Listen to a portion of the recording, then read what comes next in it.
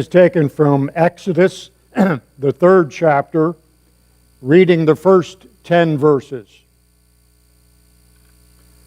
Now Moses was tending the flock of Jethro, his father-in-law, the priest of Midian. And Moses led the flock to the back of the desert, and he came to Horeb, the mountain of God. And the angel of the Lord appeared to Moses in the flame of a fire from the midst of a bush. So Moses looked and beheld that the bush was burning with fire, but the bush was not consumed. Then Moses said, I will now turn aside and see this great sight, why the bush does not burn. So when the Lord saw that Moses turned aside to look, God called out to him in the midst of the bush and said, Moses, Moses. And he said, Here I am. Then the Lord said, Do not draw near this place. Take your sandals off your feet, for the place where you stand is holy ground. Moreover, he said, I am the God of your father, the God of Abraham, the God of Isaac, and the God of Jacob. And Moses hid his face, for he was afraid to look upon God. And the Lord said, I have surely seen the oppression of my people who are in Egypt, and I have heard their cry because of their taskmasters, for I know their sorrows. So I have come down to deliver them out of the hand of the Egyptians, and to bring them up from the land to a good and large land, to a land flowing with milk and honey, to the place of the Canaanites and the Hittites and the Amorites and the Perizzites and the Hivites and the Jebusites. Now therefore, behold, the cry of the children of Israel has come to me, and I have also seen the oppression with which the Egyptians oppress them. Come now, therefore, and I will send you to Pharaoh, that you may bring my people, the children of Israel, out of Egypt. Our second lesson is taken from Isaiah, the 28th chapter, just reading verse 10. For precept must be upon precept, precept upon precept, line upon line, line upon line. Here a little, there a little. And our third lesson is taken from a work. When you look at the writings, there are 6 volumes of Apocalypse Explained. The 6th volume has in it 2 chapters. One's called The Divine Wisdom and one's called Divine Love. I want to read a passage from the section called Divine Love, and it is Roman numeral number 17. By means of combats against evils, the things that possess one's interiors are dispersed. And these, as has been said, appear fiery, with some duskiness and with some lividness. In this way, one's spiritual mind is opened through the Lord, who enters into the natural mind and arranges it in performing spiritual uses. If a man, by means of combat against evils as sins, has acquired anything spiritual in the world, be it ever so small, he is saved, and afterwards his uses grow like a grain of mustard seed into a tree. According to the Lord's words in Matthew 13:31 and 32, when he talked about the tiny mustard seed that grows into a tree that has branches that spring out where birds come and build nests. But we will focus on those words, be it ever so little, we can be spiritually saved. Here end our lessons. May the Lord add His rich blessing to the hearing and doing of these truths. Amen. Said, come unto me, all you who labor and are heavy laden, and I will give you rest. As I came into this sanctuary several days ago, I couldn't help but to sit down in the pew and just soak in the ambiance of your house of worship. It's beautiful. It's peaceful. And those words that I just read to you came into my heart. Come unto me, all you who labor and are heavy laden, and I will give you peace. I don't know what reason you had for coming this morning, but there was something that was pushing you. Maybe some hope for inspiration or aspiration. You know, the writings in the Arcana say the following thing. I want to read the quote. The Lord is worshipped when He is loved. The Lord is worshipped when He is loved. We're also taught in the Arcana that one of the things that happens is when the Lord inflows and begins to strengthen us, and we pick up a copy of His Word, and we read a story or we read a passage, it says that those who have love in their heart for the Lord begin to read, and what they say to themselves is, this is true because God said so. Isn't that a powerful thought? Instead of arguing about semantics or this or that, the person who loves the Lord and reads the Word, he picks it up or she picks it up and says, it is true because the Lord said so. You know what it says happens when we believe that? Hell falls backwards, and like cowards, they go cowering in the corner. Because we love the Lord, we believe His Word. In a work of the church called Spiritual Diary or Spiritual Experiences, there's a teaching that Swedenborg shared with us, and it goes like this. In the doctrine of reflection, there are more heavenly secrets to be discovered than in any other doctrine of the church. Isn't that a powerful teaching? When you and I pick up the Word and we study it and we reflect on it, more heavenly secrets come into us. So I want to take this time this morning to look at the life of Moses and have us reflect on the things that we're taught about him. Let's begin. How old was Moses when he died? Anybody want to tell me? 120 years he lived. And Deuteronomy has this wonderful account. Moses was 120 years old when he died, yet his eyes were not weak, nor his strength gone. 120 years. Those 123 years are divided up into 3 sections of 40s. 40 years in the house of Pharaoh, where he had the best of training and education and scientifics. 40 years he was being prepared. He had an idea, but the Lord had a plan. 40 years he was a shepherd, where he cared for the flock of his father-in-law. 40 years where he used this rod where he could take and pull a sheep back into the fold. Or if they were lagging, he could give them a little bump to push them along. But 40 years he was a shepherd.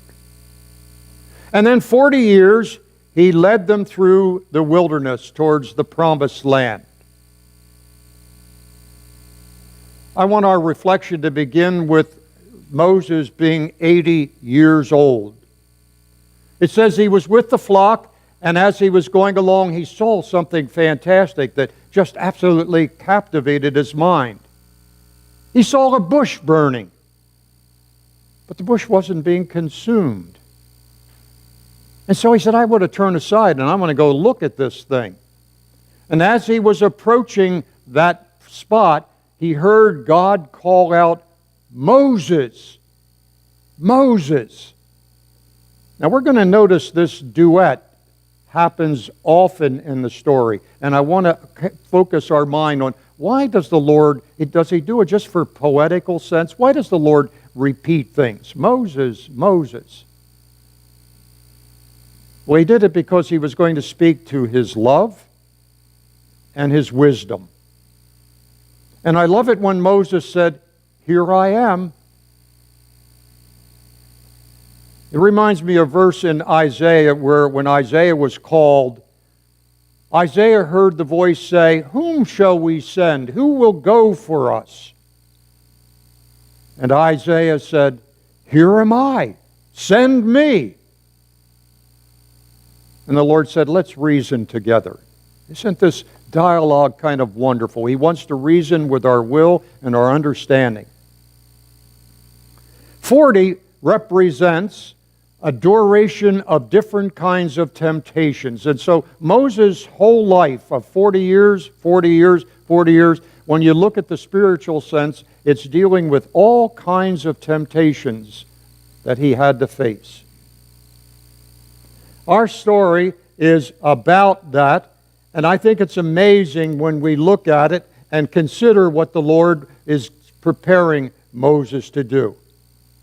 But instead of listening to the Lord's plan, Moses immediately slipped into 5 excuses as to why he was not qualified. Listen to the 5 excuses. I'm not good enough. Who am I that I should go and bring this large group of people out of Egypt? Now, it's estimated that there was about 700,000 men and boys. Isn't it interesting? The girls and the women weren't counted. So if you put that all together, it was about 1 million or so of people being led out of Egypt. Excuse number 1, I'm not good enough. Excuse number 2, I don't have all the answers. I'm not going to be able to say who God is. I don't even know what His name is. Tell me your name. Who shall I say that sent me when I'm talking to Pharaoh? Excuse number 3. This large group of people that I'm going to be leading through the wilderness, they're not going to believe me. When I tell them that I talked with you, they're going to say, who is God? Where was He when we were all those years suffering under? How can we believe that God really appeared to you? This is Moses talking. Excuse number 4. I'm not an eloquent speaker. I'm slow of speech, slow of tongue. I stutter. Excuse number 5. I'm not qualified. Please, pick somebody else. Send them, but not me. Now, I think it's interesting that we look at these 5 excuses because I bet you if we project and reflect enough, 1, 2, 3, maybe all 5 we've used, have we not? Has not somebody asked us about the new church and what's our first reaction? 30 volumes, I'm going to boil this down into a sentence, I'm going to be able to explain. I'm not qualified. I'm slow of tongue. I'm thick. How will I be able to convince them that the Lord used Swedenborg as a servant of His to write those volumes? Pick somebody else, Lord. Excuse me, but I'm not qualified. And I love the answer after he used these 5 excuses. The Lord said to Moses, "What do you have in your hand?" Moses said, "A rod." A common, ordinary kind of stick that they'd seen over and over in many places, and the Lord said, "What do you have in your hand?" There is a beautiful lesson here. A rod represents the divine power that the Lord was directing Moses, that I will, with this common-looking thing, do many wonderful things. Recall with me just a few things that Moses did with this rod. You remember when he went before Pharaoh? He cast his rod down on the ground and it turned into a serpent. And what did Pharaoh's magicians do? They replicated that they turned something into serpents. But Moses' serpent ate all of the magician's serpents. It was with this rod that he parted the great Red Sea. It was with this rod that when they were out in the desert and they ran out of water, he took the rod and struck the rock, and out of the rock flowed living water. There was another occasion when Moses and the Egyptians, or the Israelites, faced an enemy, and as long as Moses kept his hand up holding the rod, they were victorious. But when his arms grew weak and tired and started to go down, the Israelites began to lose, and so they propped the hand. But isn't it amazing? There's a story here. It says the five excuses that Moses offered in the negative sense represents disunion, ignorance, impure loves. But the Lord was going to take all of those 5 excuses with "what do you have in your hand" and turn Moses into a wonderful, brilliant leader. What do you have in your hands? Our next thought is this. If you have time, pick up the copy of Divine Providence and go to the little index and look up Numbers 34 to 42. There are 3 headings there that I would love to call your attention to. In number 34, it says, "The more nearly we are conjoined with the Lord, the wiser we become." The more nearly we're conjoined with the Lord, the happier we are. The more nearly we're conjoined with the Lord, we have a sense of I belong to the Lord and I'm part of Him. Whenever I teach this in the course, I love to take the illustration. There are 2 words in the writing, adjoined, that's where 2 things just come and hold like this, or conjoined. Now, adjoinment is easy to pull apart. Someone, even a child, could take my 2 hands and pull them apart. But when I conjoin them, there's solidarity. So when we are faced with regeneration and we get that feeling of 5 excuses, let's remember to be conjoined with the Lord is to become wise. To be conjoined with the Lord is to become happy. To be conjoined with the Lord is to recognize we are a child of His. That number I read to you from Apocalypse Explained has become one of my favorite passages. Now, my wife says you got so many favorite passages. But this is. It says that when you and I, whatever we have in our hand, seek to shun evils as sins, be they ever so little, they grow like that mustard seed into a great tree. So it's a reminder when we think of Moses and his life to say to ourselves, and I want to use my 2 hands again. In Isaiah it said precept upon precept. Precept upon precept, will and understanding. Line upon line, line upon line, little there a little. The Lord is telling us, don't give up. Come unto me, all ye that labor and are heavy laden, and I will give you rest. We have come into this beautiful sanctuary, and the Lord has a plan for us.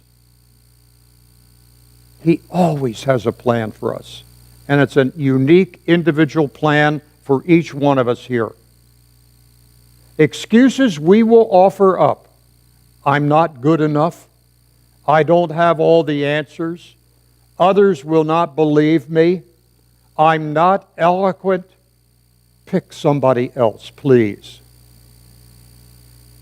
Precept upon precept, precept upon precept, line upon line, line upon line, here a little, there a little. We are held together in conjugal love number 404 with the following statement. Angels are sent by the Lord to be around us at all times.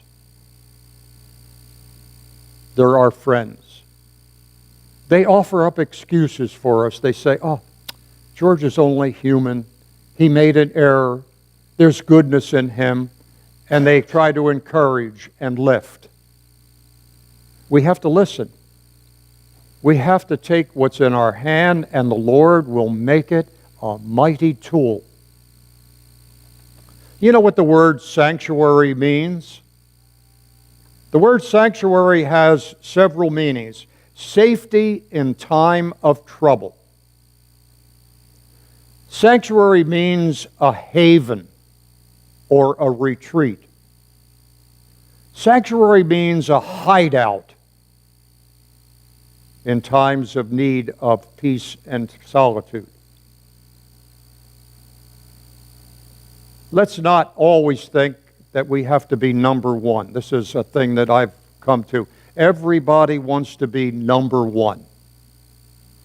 But number one couldn't be there if it wasn't for team number 10. The Lord has a plan that's going to work. And I think we need to have on our refrigerator the statement, be it ever so little, we can be saved. That doesn't mean minimalizing. That means let's not think we have to be number one all the time. But the Lord's got a plan that we're going to succeed and we're going to win. So I've come to you as a friend, as somebody who's always loved this church in Toronto, who looks at this sanctuary and finds peace, solitude, and hope. And everybody carries something in their hand that will win. May the Lord bless you, keep you. May the Lord make his face to shine upon you. May the Lord lift you up and give you peace. Amen.